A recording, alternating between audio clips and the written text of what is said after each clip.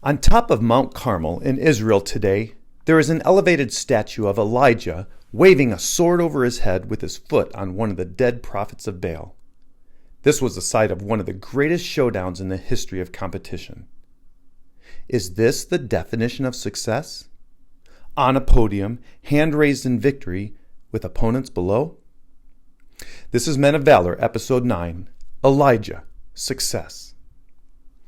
1 Kings 18 records this incredible showdown. Wicked King Ahab sent to all the people of Israel and gathered the prophets of Baal together at Mount Carmel. And the prophet Elijah came near to all the people and said, "How long will you go limping between two different opinions? If the Lord is God, follow him. But if Baal, then follow him. Let Baal's prophets choose one bull for themselves and cut it in pieces and lay it on the wood, but put no fire to it. And I will prepare the other bull and lay it on the wood, but put no fire to it. And you call upon the name of your God, and I will call upon the name of the Lord. And the God who answers by fire, he is God." They called upon the name of Baal from morning until noon, saying, "O Baal, answer us!" But there was no voice, and no one answered. At noon, Elijah mocked them, saying, "Cry aloud! Either he is musing, or he is relieving himself, or he is on a journey, or perhaps he is asleep and must be awakened." They cried aloud and cut themselves after their custom, until the blood gushed out upon them. No one answered, no one paid attention. Then Elijah repaired the altar of the Lord, and he said, "Fill 4 jars with water and pour it on the burnt offering and on the wood." They did it a second time, and they did it a third time, and the water ran around the altar and filled the trench also with water. Elijah came near and said, "O Lord God of Abraham, Isaac, and Israel, let it be known this day that you are God in Israel. Answer me, O Lord, answer me, that this people may know that you, O Lord, are God." Then the fire of the Lord fell and consumed the burnt offering, and the wood and the stones and the dust, and licked up the water that was in the trench. When the people saw it, they fell on their faces and said, "The Lord, he is God! The Lord, he is God!" And Elijah said, "Seize the prophets of Baal, let not one of them escape." And they seized them, and Elijah slaughtered them there. Wow, what a challenge! What drama! And fire from heaven? What a response from the people! What a victory! Now here is the question. Who won? That statue today on Mount Carmel makes it seem like Elijah won. And we tend to take the credit too when God does amazing things in our lives.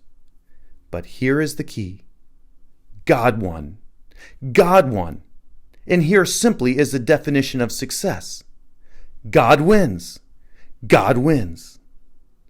Can God win when we lose wrestling matches? You betcha. He may be testing us to grow us. Does God win when we win wrestling matches? Well, yes and no. If we take the glory for ourselves, then no. If we credit him, thank him, and reflect his character, then yes.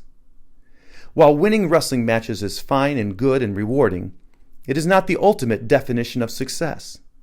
Winning does not define us. Neither does losing define us.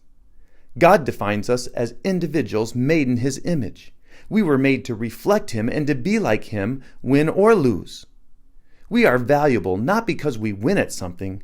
We win when God wins in our life. Here are some ways that God wins in our life. When we work hard in practice and develop God-honoring character. When we give him credit and thank him for struggles and victories. When we give our best in competition. In fact, win or lose, we cannot do more than our best. When we humbly accept losses and learn from them. You know, God won when Jesus rose from the grave to offer us forgiveness and eternal relationship with God. When we accept Jesus, God wins by giving us eternal joy and peace. God wins when we do the things that he made us to do, like get up in the morning on time, Spend time with Him in His Word and get on our knees in prayer.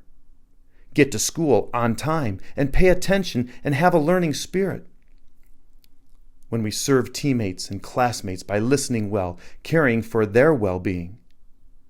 When we go home on time and help the family instead of doing our own thing. Is God winning in your life?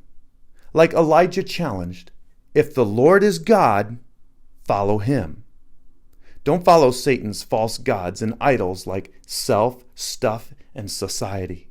In the moment, it may seem exciting, but fans and fame are like the prophets of Baal. No one really cares. In light of eternity, no one really pays attention. Fans and fame are temporary and empty. But look for God's fire in your life. He is alive, and as Jeremiah 29:11 says, I know the plans I have for you, declares the Lord, plans for welfare and not for evil, to give you a future and a hope. Who sits on the throne of your heart? Let God win in your life today. This is Men of Valor, Episode 9, Elijah, Success.